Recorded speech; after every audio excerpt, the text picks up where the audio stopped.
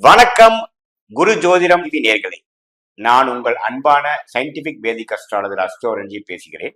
நல்லது நினைப்போம், நல்லதே நடக்கும். இப்ப பாத்தீங்கன்னா இந்த கோச்சார பலன்களே எப்படி பலன் செய்யுதுன்னு பாத்தீங்கன்னா, அந்த குரு பயிற்சி, சனி பயிற்சி, ராகு கேது பயிற்சி என்று சொல்லப்படுகிற ஆண்டு கிரக பயிற்சியும், மாத பயிற்சி என்று சொல்லப்படுகிற செவ்வாய் பயிற்சி, சுக்கிர பயிற்சி, சூரிய பயிற்சி, அது மாதிரி பயிற்சிகள்லாம் பார்க்கும் பொழுது இது எப்படி நமக்கு ஒரு தாக்கத்தை கொடுக்குதுன்னா, தசாபுக்திகளே உங்களுடைய துல்லியமான பலனை கொடுக்கக்கூடியதுக்கு ஒரு மெயினான விஷயமாக இருக்கிறது. உங்களோட ஜென்ம ஜாதகத்துல நீங்க எந்த நேரத்துல பிறந்தீங்க, எந்த தேதியில பிறந்தீங்க, எந்த ஊர்ல பிறந்தீங்க வச்சு உங்களுக்கு தசாபுக்திகள் எப்படி போயிட்டு இருக்கிறத வச்சு அந்த தசைகள் உங்களுக்கு சாதகமான பலன்களை கொடுக்க போகிறதா அல்லது கொஞ்சம் டிலே பண்ணி ஒரு அன்ஃபேவரபிளா கொடுக்க போகுதா அப்படிங்கிறது உங்களுடைய கோச்சாரம். அதாவது நம்ம இந்த வீடியோல எல்லாம் பார்க்கக்கூடிய பெயர்ச்சி பலன்கள், மாத பலன்கள் வச்சு நம்ம ஒப்பிட்டு பார்த்து தான் நம்ம பலன் எடுக்கணுமே போலிய இது ஒரு பொதுவான பலன்கள் என்று நீங்க தெரிஞ்சுக்கணும். இது ஒரு மெயினான, இது முழுசான ஒரு பலனா இல்லாமல் உங்களோட தசாபுக்திகளோட ஒப்பிட்டு பார்க்கணும். அந்த அடிப்படையில பாத்தீங்கன்னா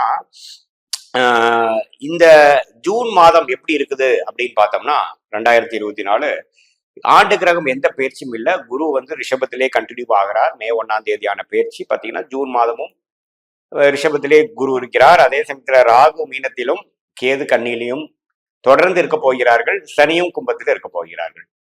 மாத கிரகங்களாகிய செவ்வாய், சுக்கிரன், புதன், சூரியன் தான் பயிற்சியாக போகிறது இந்த ஜூன் மாதம். குறிப்பா பாத்தீங்கன்னா புதன் பாத்தீங்கன்னா 1ஆம் தேதியே ரிஷபத்துக்குள்ள வரார். மேஷத்திலிருந்து ரிஷபத்துக்குள்ள 15ஆம் தேதி பாத்தீங்கன்னா ரிஷபத்திலிருந்து மிதுனத்துக்கு ஆட்சி பலம் பெறுகிறார். அப்புறம் கடைசி நாள் ஆகிய ஜூன் 30 அன்னைக்கு பாத்தீங்கன்னா கடகத்துக்கு போறார்.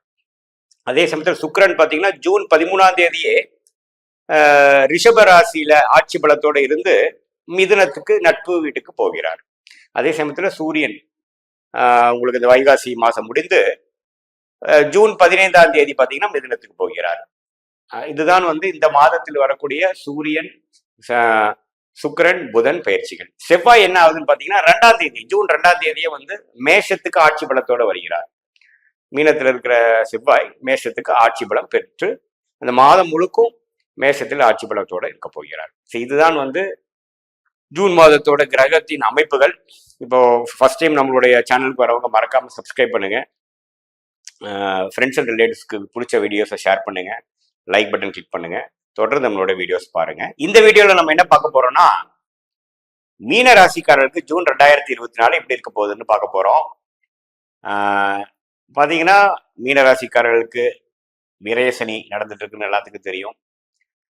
ராசிக்குள்ளிய ராகுவும் 7ஆம் இடத்தில் கேதும் இருக்கிறார். குரு 3ஆம் இடத்துல தொடர்ந்து இருக்க போகிறார். இதுல மாத கிரகமாகிய சூரியன், புதன், சுக்கிரன் பாத்தீங்கன்னா 3ஆம் இடத்துல பலமா வருகிறார்கள் ஜூன் மாதம் முழுவதும். குறிப்பா ஃபர்ஸ்ட் ஹாஃப், செகண்ட் ஹாஃப்ல 4ஆம் இடத்துக்கு மாறுகிறார்கள் சூரியன், புதன், சுக்கிரன்.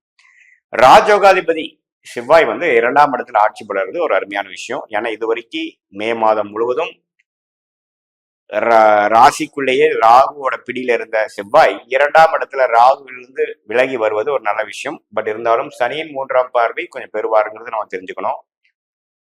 இந்த கிரகத்தின் அமைப்பு என்ன கொடுக்குதுன்னா,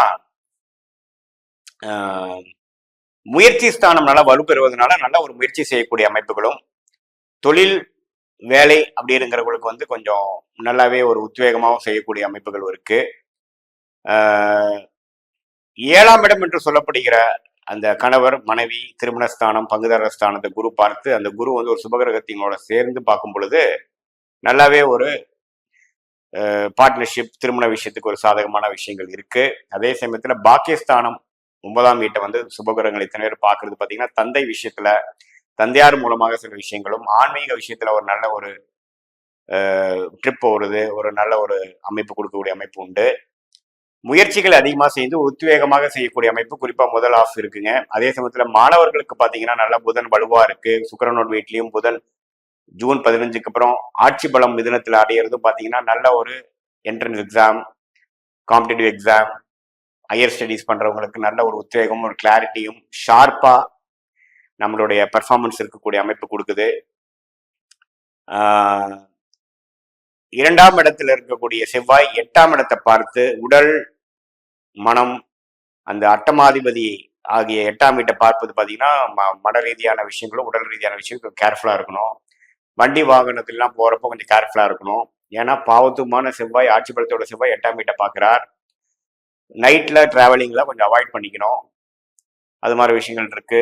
அதே சமயத்துல இந்த அஜீரண கோளாறு, இரத்தம் சம்பந்தப்பட்ட விஷயத்துல இருக்கக்கூடியவங்களுக்குலாம் கொஞ்சம் கேர்ஃபுல்லா இருக்கணும்.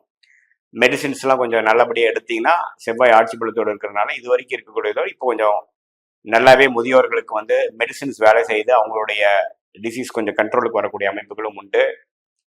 அதே சமயத்துல ஜூன் செகண்ட் ஹாஃப் பார்த்தீங்கன்னா 4ஆம் இடம் என்று சொல்லப்படுகிற மிதுனத்துல வந்து புதன் ஆட்சி பலம் பெற்று சூரியன் சுக்கிரன் வர்றது பார்த்தீங்கன்னா இடம் சம்பந்தப்பட்ட விஷயங்கள், வீடு, வண்டி, வாகனம் வந்து ஏதோ கொஞ்சம் மாற்றலாம், ஒரு அப்கிரேட் பண்ணலாம், ஒரு இடத்தை கொடுத்து ஒரு இடம் வாங்கலாம், ஒரு வண்டி வாகனத்துல ஒரு சில மாற்றத்தை கொண்டு வரலாம், தாயார் விஷயங்கள் இதெல்லாமே கொஞ்சம் ஃபோக்கஸ் வரும் உங்களுக்கு. ஒரு இடத்தை கொடுத்து இன்னொரு இடம் வாங்குறது, ஒரு சுப விரயங்கள் பண்றது, சில கடன் பிரச்சனையை வீடு இடம் கொடுத்து சரி பண்ணிக்கிறது, அது மாதிரி விஷயங்கள்லாம் உண்டு. ஏன்னா விரய சனி போயிட்டு இருக்கிறப்ப பார்த்தீங்கன்னா விரயங்கள் அதிகமாகவே இருந்துட்டு இருக்குது. ஒரு அமைப்பு கண்டினியூ தான் ஆக போகுது.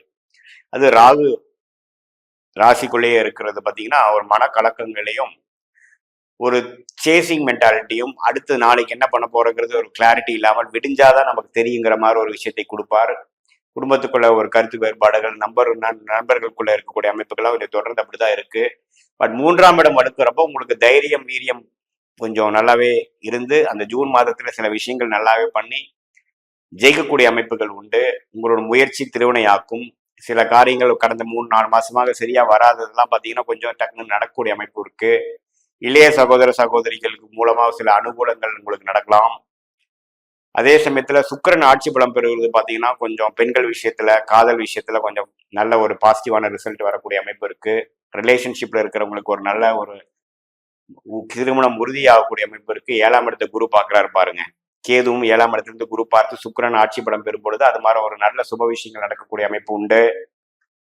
அதே சமயத்துல புதன் ஆட்சி பலம் பெறும் பொழுது 4ஆம் இடத்தில் செகண்ட் ஹாஃப்ல குறிப்பா 7ஆம் இடம் என்று சொல்லப்படுகிற பங்குதாரர்கள் மனைவி கணவர் ஸ்தானம் வந்து பலம் பெற்று குரு 7ஆம் இடத்துல இருந்து சுக்கிரன் நல்லபடித்தில் இருக்கும்னால உங்களுக்கு நல்லாவே இந்த குடும்ப விஷயங்கள், சுப விஷயங்கள் நல்லா இருக்கு. இல்லத்தரசிகளுக்கு பார்த்தீங்கன்னா நல்ல ஒரு மாற்றத்தை கொடுக்கக்கூடிய விஷயமாகவும் வீட்டுக்கு தேவையான விஷயங்கள் கொஞ்சம் சுப விரயங்கள் பண்ணிக்கக்கூடிய அமைப்புகளும் உண்டு.